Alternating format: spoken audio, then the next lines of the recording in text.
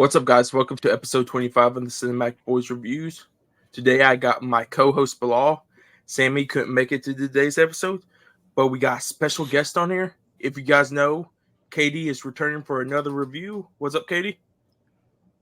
Hello, how's it going? I'm doing great.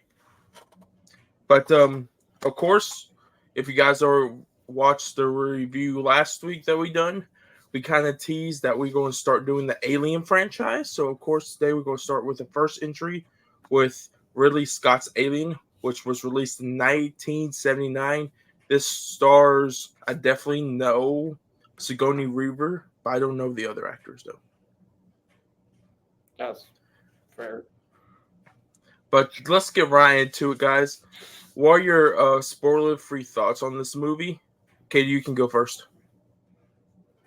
So, as someone who just watched it last night for the first time, which is crazy, I really enjoyed it. The practical effects for 79 is insane. I also was blown away by I guess I can't spoil anything, but there's like a moment where they had these insane practical effects, and I don't know, I really liked the sound design, I think, above all, because I felt like they had little like clicking sounds. Like it was almost like it was very silent during most moments, and then like there were these little clicking sounds that I felt like was the alien kind of just around them, and it kind of added to the horror of, you know, an alien stalking you on a spaceship, and it was terrifying. So I really enjoyed the sound design above all, but all performances were insane for 79, and I really love the practical effects of it. So Okay, Bilal, what's your thoughts on this movie? First of all, I love the isolated choice of having it in the ship. It just adds so much layer and tension and suspenseful moments. All the performances are strong, especially with Sigourney Weaver as Ripley, the final girl in this movie. She's absolutely excellent.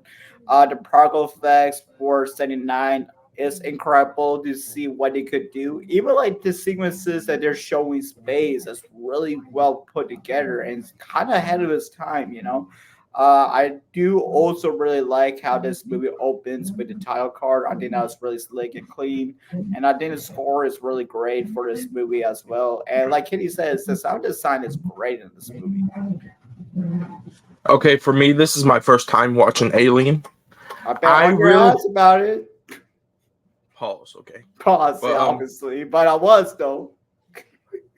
But I actually really enjoyed this movie. I tried to watch it a long time ago, like 2 times, but it's just, I think what's the thing is, this is kind of like a slow burn at the beginning before you get into a lot of the main stuff that we're going to talk about in the spoiler part. But if you're not like have a good attention span, you won't get through I think it's like 50 minutes, like first part of the half of this movie, because it's slow, because you're trying to build up the story. I think really Scott is, but he does it perfect. The set design, the story, the acting's good, and like you guys said, the sound design is phenomenal. Especially, I think with the xenomorphs, I just love the sound design of the xenomorphs a lot. But the practical effects in this are top notch. I love it because you get the face huggers, you get the chest busters, you get the xenomorphs, and I think because I don't know if they had that much CGI back in 79, but I think with every horror movie around the time was doing practical effects, I think this movie just landed right in the perfect time, and overall I really enjoy it. But with that being said, let's get right into spoilers. So if you guys want to watch Alien, I think it's on Hulu right now and Disney Plus. Disney Plus, yeah. But let's get right to spoilers.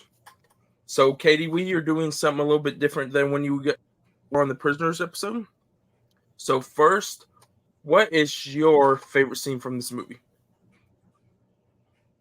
That's a really good question. I think my favorite scene was, I think I have 2. So the scene when the when they figure out that the guy is a robot and is like a spy or whatever, and his head is just sitting on the ground or whatever, and he has all these, like, that's insane like, that's crazy for 79. I can't believe that they were able to pull that off. Like, that was crazy because it was so realistic. So I'd say the robot scene when they're talking to him, and then I also really enjoyed oh gosh, I don't remember who was the guy? Okay, so after the chest burster scene, there was another jump scare guy who goes after the cat. I can't remember his name. Oh, the guy who was saying yes all the time, right? No, right, all the time, right? No, it's one of the two annoying guys. It's Parker, and it's one of the two annoying guys that begin talking about the money. I know Parker is one of them. It's the other guy that you're talking about. I think it was one of them was smoking the whole time. I think he was smoking a lot. Brad, I think. Right? Yeah. Well, anyway, there was that one part where he was okay. So anyway, I think it was the second guy to go after the chat. Like after the first one, I think he's the second guy. Anyway, whatever, whatever his name is. I really like it. It's Brad. Yes, it's him. Yeah, yes. I don't know his name. I can't remember his name, but it was so cool because that was the first time that I was like, okay, my anxiety kind of amped up a little bit at that part where he's chasing the cat or whatever, and then he's underneath, and like I think you see the alien's tail swing behind him at one point, and I really liked the effect of the like there was like raindrops falling on his hat, and that added to like the clicking sounds of like you couldn't tell if it was like the alien making those sounds or like if it was raindrops, like it was raindrops on his hat. So I really liked the sound design of that in that scene, and it was so just, I don't know why, but that one scene just really got my anxiety going, and I really enjoyed it. But yeah, I think those two scenes really stood out to me. Granted, it's a great film anyways, but those two scenes were insane. So. Well, what's your favorite scene? I think my favorite scene is when the first character, Kane, is going to the cave and he runs into the face hugger. And I love how slowly it builds up the face hugger to go attach it to his face. And that scene just later, it's a big scene that later on becomes that iconic chest burster scene. I thought the way they handle that scene with the suspense and being so disgusting, it just really works for the tone. I also really like the scene where what's his name, Ash being the robot as well. The way they pulled that off, especially with being like a twist, it just came out of nowhere, and it's like it shows like who can these characters realistically trust? That you just have that trust issue that comes from that scene. Because you see this Ash just beating up Ripley like crazy, but I like the fact that Parker had released back during that sequence. I think that would see was cool. I like the liquid white blood. Is it blood or like thing that when they're just ripping him apart comes out? I thought pause comes out. That's so weird, but you know what I mean.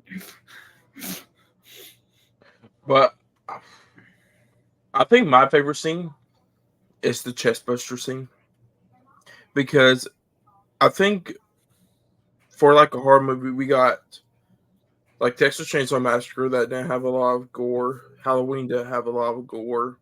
The Exorcist, though, is like vile and stuff.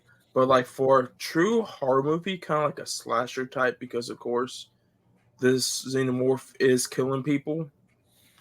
I think because one, seeing it for the first time, I kind of want to see more like people's reactions back like when this movie was released in 1979.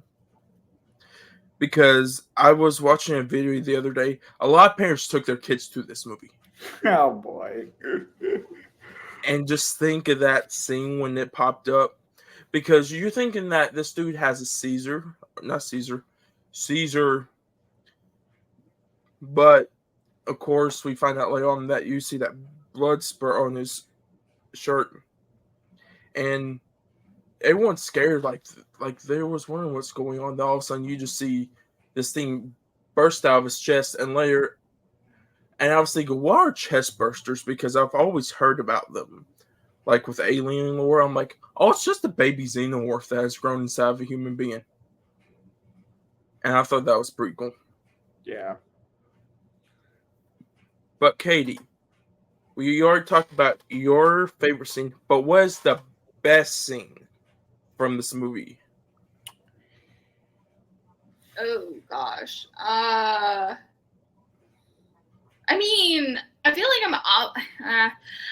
I feel like I'm obligated to say the chest burster scene because I have a feeling that in '79 nobody ever saw anything like that happen, and that shocked so many people. And then like that became such a staple. I feel like in the '70s, I feel like it somehow went viral. Like I feel like it was just everyone started talking about it and everything. It's like you got to see Alien because of this one scene, like just because it's just that iconic. And I just feel like nobody ever saw that happen in the '70s, and it was just insane. So I feel like I'm kind of obligated to say that scene like is probably what is most memorable about the whole movie. But I don't know. What's yours, Bilal? I mean, it has to be the chest burster scene, but I think the way that scene is so effective is like you see Kane be alive for a little bit, and he's like having like a little bit of bond with the group, right? Like they're having conversations, and it just goes 0 to 100, and Kane starts feeling sick, and then you see the blood come out, and then you see the chest burster come out his chest. It's just an impressive scene. The way to use practical effects during that sequence is just super impressive, especially for a movie from 1979. I wonder if the Alien movie have a lot of influence for like movies like The Thing that came out 3 years later, being John Carpenter's Thing, because there's sequences in The Thing that are similar to the first Alien movie. So for me, I think the best scene in this is the twist that we get that Ash is actually a robot and not a human being, because you kind of get that he is suspicious the whole entire time during this movie. The original analyst that they had, or like doctor for this mission, something happened to him like just like a day or two before, and all of a sudden they just put this guy out of nowhere. None of them know who he is. They don't know anything about him, and it's just mysterious.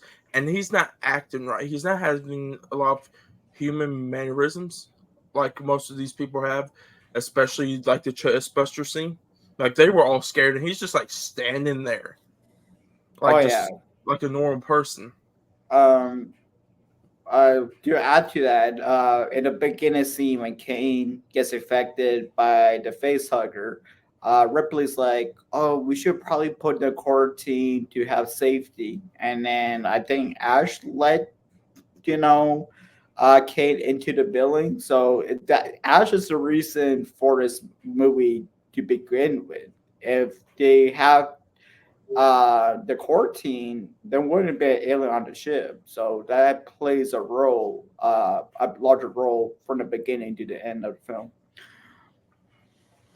So, ooh, what? Okay, so there's a lot of jump scares in this, right? I think this movie does great with the jump scares. The damn cat jump scares. There is not your normal jump scares in this. So, what is your guys's? What's the one jump scare if you did jump from this movie? Okay, you can go first. Like the one scare that got me. Yeah. I'm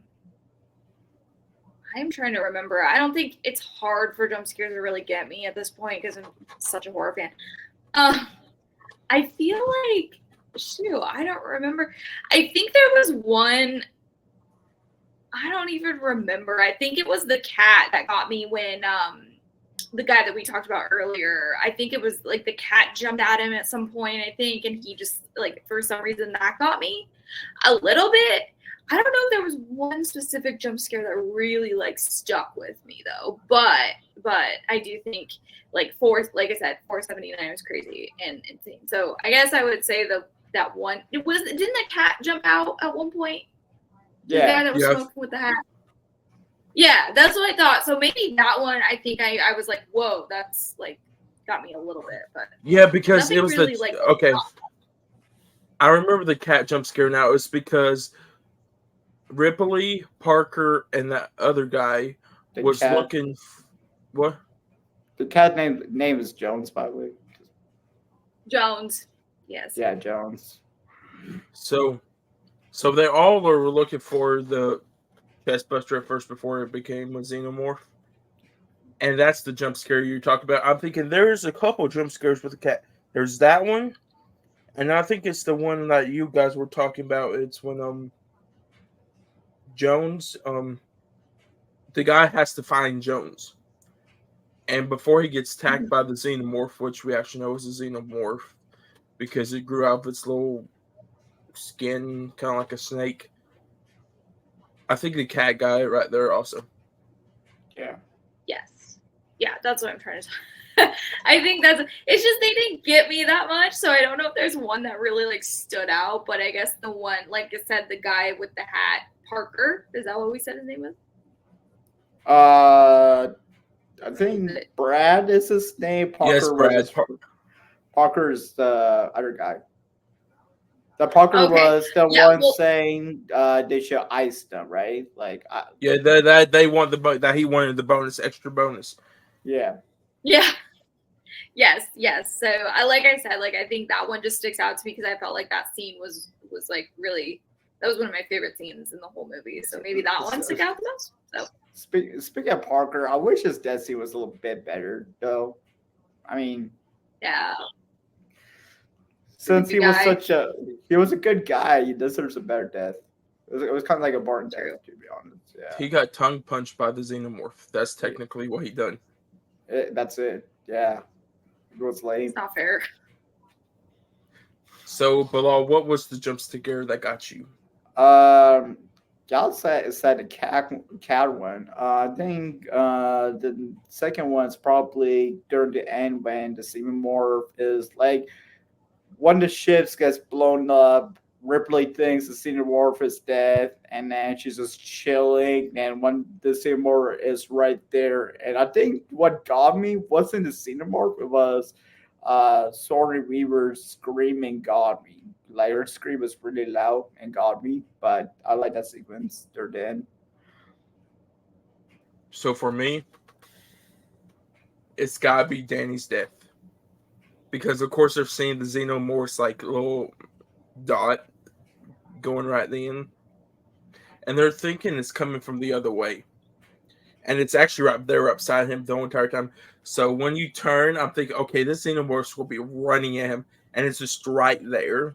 Not only it jump scared me, but it's like, you always have that one image from a movie in your head. That's the image of the xenomorph looking at him. It's stuck in my head now. Yeah. But let's go right to it. Let's talk. What were you saying? Oh, sorry. Go ahead. Let's go and because we must have talked about a lot of the stuff in the movie. I really want to talk about this final scene, like the final action scene of when Ripley is detonating the what's the shit called? The other ship. It's called the other ship for now. I forgot. So it starts with an N. I gotta look it up.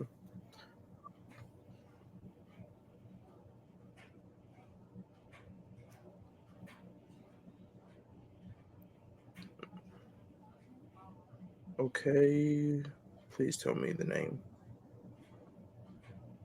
I don't even know how to say that, but you guys know what I'm talking about. How do you guys feel about this ending? From there to what we get at the very end of Ripley putting the final log into the ship of that she's the only survivor. I think it's a powerful scene for Ripley because, like, yeah, she feels sad about the crew members dying, but at the same time, she's sort of relieved that it's kind of over for her, until the sequel. But at that moment, it's over for her. She survived, so she thinks she's safe, right? So it's like I think it's a great way to end the film, to be honest. Katie, how do you feel about it? I think so too. I mean, I think it was that thing of like, she was the only intelligent one on the whole ship, the whole time. It was like, but I really like, not to be whatever, but I really liked that, like, I like how she's a female protagonist and that she was the one that survived and actually got through everything. And I think a lot of people like look up to her and see her as this, amazing protagonist. And I think it's like, holds a lot of power, that one scene, that ending scene, just because it's like, hey, like I did this, like I defeated the alien, I got rid of it, man, like threw it out into the wilderness, here we go. And granted, I haven't seen the second movie, but yeah, I mean, I think it's pretty powerful ending to a movie, and I think it's perfect. So yeah. So I like this ending a lot. So this ending goes good if they could just done this movie by itself and not make any of the sequels. Because do you feel like that, Bilal? That this could have been a standalone movie by itself? I would say so, but like Aliens is so good, dude. So it's like, like, because I think with Aliens though, Fox wanted to make the sequel. Really just wanted to make the one and done. True, but like Aliens, because that's why they got James Cameron on it. I like Aliens more than Aliens, so like But is that mostly it for you guys about Alien? Yeah. You? Yeah, for me. Is it for you, Katie? Yeah, I mean, I will say like there were some moments that like it's a good movie, but like that jump scare that you were talking about, like for me, for some reason, I laughed at it because I felt like when it had hands, and I felt like it was a little cheesy. I actually kind of thought that was funny. I'm like, how did this thing have hands? But like, I definitely. I don't know. I thought it to be kind of funny, but it was. But it's good. It's a magnificent movie. I just think like for 79, like it's hard to, you know what I mean. But anyway, it's a great movie. I just like that part. That one jump scare really like was hilarious to me. So. I do like the fact that Alien Romulus is going back to the old Alien ways of having a more isolated story.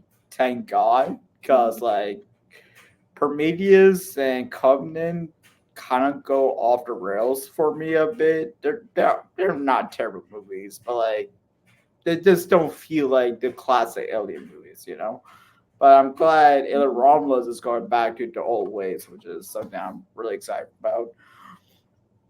Well, I think that's it for us for Aliens. So let's get into our after stuff real quick. So I want you to predict the audience and the critic.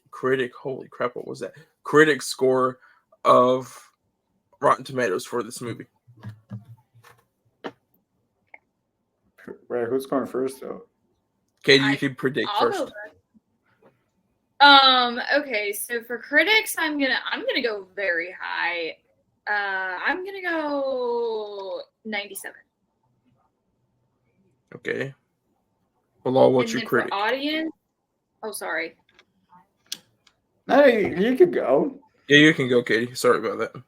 Oh, sorry. For audience, I'm gonna also go really high. I'm gonna go I'm gonna go real high. I'm gonna go like 98. Okay, Bilal. I'm gonna go 97 for critics and then 96 for audience. I feel like it's gonna be close between the two. So critic was 93. Whoa, that's kind of low. It's still high though. Yeah. But it's kind of low though. Audience is 94. Low. I was really expecting that to be way higher. Wow. But that's a decent score though. It's very decent. That's decent. At least it's still 90s though. That's a good thing. Yeah. But Katie, you can go first. So since our Prisoners review, we have thrown box office predictions of what the movies have made in. So what do you think Alien made in 1979. Oh no, I feel like that's so different. I feel like more people went to the theaters back then, right? I don't know. Like on its first night? No, just the Or just whole box overall? office. Overall. Damn. I'm gonna go 10 million? Maybe that's low. Bilal, what do you think? I'm actually gonna go a little higher. I'm gonna go with like 35 mil. So first of all, the budget was $11 million. Ooh. The box office was $184.7 million. Oh, dang. That was way off. Well, Well, I don't think the prices were cheaper back in the day. that's what I think the only you gotta think of that because these are 1979 numbers. This is not the inflation of like what we have. If it's inflated, this movie could probably be $400 to $500 million. It's true. It's true. But let's get let's see if this movie got any Oscars. I know it's a horror movie, but I just have a feeling. It could win practical effects though. Wait, was that in 1979 or like 1980? Because just have a feeling that Alien got. Sigourney Weaver for Best Actress. Whoop. So let me look real quick. Let me look on IMDb. So for the Academy Awards, it got nominated for Best Art Direction, Set Direction, so probably set design and that stuff. And then it won Best Visual Effects. All right, that makes a lot of sense, actually. Yeah. Yeah. But besides that, that was it. I'm really shocked, though. No Best Director for Ridley Scott. No. Has Ridley Scott won a Best Director, like in general, in the Oscars? Yeah, I think he won. I think he won it for Gladiator. Oh yeah, I was going to say. Because Gladiator won Best Picture. Pretty sure I looked that up. Yeah, Gladiator won Best Picture, and Russell Crowe won Best Actor that year. Oh. Are you not entertained? That was okay. I watched Gladiator for the first time last night too, and I was like, "What? I don't understand how you won an Oscar." But okay, that's just me. Yeah, Joaquin Phoenix was way better. I need to watch Gladiator. He was fantastic. So, I'm looking at Mr. Ridley Scott's awards, right? So, I wonder why. Who gave you that idea? I wonder. So, Best Director. Let me look this up. I don't know. He might. Let me look. Ridley Scott. I'm trying to look. It's confusing. Okay, so he got 3 nominations for Best Director. And that's it. Just 3 nominations. It's weird. So he got a nomination for Thelma and Louise, Gladiator, and Black Hawk Down. And the only other nomination he got. Wait, he never got nominated for Blade Runner? What? That's ridiculous. And the only other thing he got nominated for was Best Picture for The Martian. Oh yeah, Martian was fantastic. I never rewatched that soon. But the last thing is, what would you guys rate this out of 5 stars? Katie, you can go first. Oh, I'd say probably an 8. Or sorry, I was thinking 10. Just kidding. I would say out of 5 stars, I would say 3.5 out of 5. Pretty good.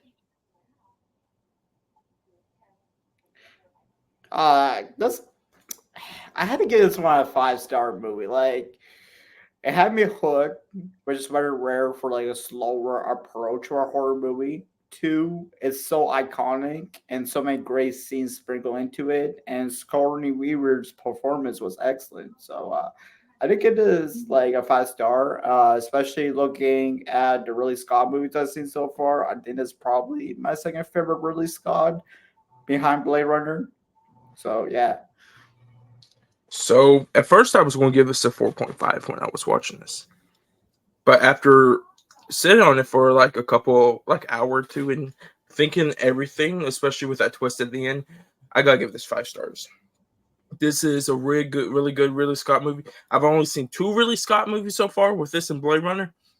And he's doing pretty good right now in my book. So, Well, just wait until you see the new Ridley Scott. wait, what are we talking about? Are we talking about Napoleon? How's a Gucci? We're talking, Napoleon. I was going to see the last one when it came out, but I didn't get the chance to. But I think that's it for the episode, guys. So let's talk about our future episodes real quick. So for episode 26 of the Cinematic Boys Reviews, we are going to be... One sec. Hold it. Actually, guys, we're going to be back for 1 second. There we go. Oh!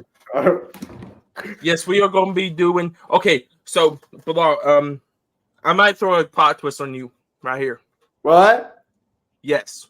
We might have 2 episodes coming out next week, guys, for the Cinematic Boys Reviews. Wait, we didn't even talk about this, man. Like, we didn't plan this out, bro. Like, what's up with that? No, you're going to love this. It will help you for this upcoming movie that releases this Friday. Everyone's looking forward to it. I know Katie's looking forward to it. I'm looking forward to it. Okay, I got Twisters. it. Okay. I think you haven't seen Twister yet. Twister is my favorite movie from my childhood, one of them. So I thought it was the best time to do a little Twister review. We're going to, so we'll go through Twister first, but it's going to be the same week.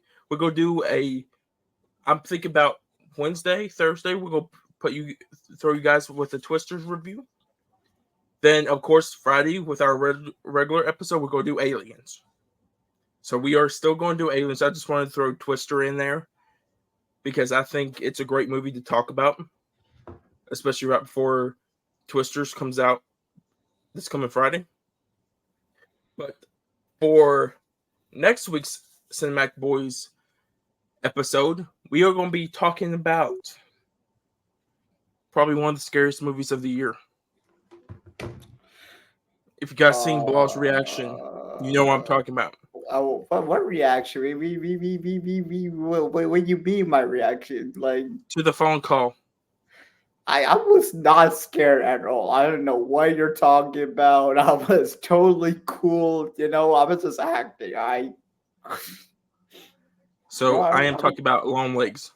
Should I call starring him? Nicolas Cage. Should I call him again? No, do not call it again. Okay. See? So that's gonna be our Cinematic Boys podcast episode next week, or this coming Monday. It should be, or whenever we post it. So, guys, with that being said, if you guys are new here and listen to Spotify or Apple Podcasts, give us a follow, give us a rating. And if you guys are watching the video version on YouTube, first of all, let me know in the comments if this is staticky and the voices are blurred and stuff. Because on my end right now, it's static and everything, but Katie and Bilal's end, they said everything's fine. So let me know in the comments if it's my end and we can get it fixed before we do the next episode. But guys, with that being said, go follow Katie on all her social medias. It's all Lilkatietv, right, Katie? You got it. Yep. So go follow her on social media. You're on Instagram and TikTok only, right? Yeah, and Twitter if you want. I'm not very active there, but if you want to follow me, you can. Okay. So guys, with that being said, but before that, Katie, thank you for being on this episode with us and talk about aliens. Yes, thank you for having me. And hopefully we can try to get Katie on some more of the aliens episodes because we're going to go through all the alien movies. So, guys, with that being said, what, Bilal? Oh, I cannot wait to shit our resurrections. Oh boy. Oh. If you guys want to know, Bilal has watched all the alien movies. Well, I haven't yet. Okay. Yeah. So, guys, with that being said, I hope you guys have a great day. I'll see you guys next time. Or night, depending Or on night, whatever you want to listen to, day or night, okay? Or afternoon. Or evening. You gotta be consistent with the time zones, my friend. Oh, it's your cue. What? It's your cue, boy. Well, what's my cue? Oh my goodness. Oh right, yeah, MBK out. I got it. All right.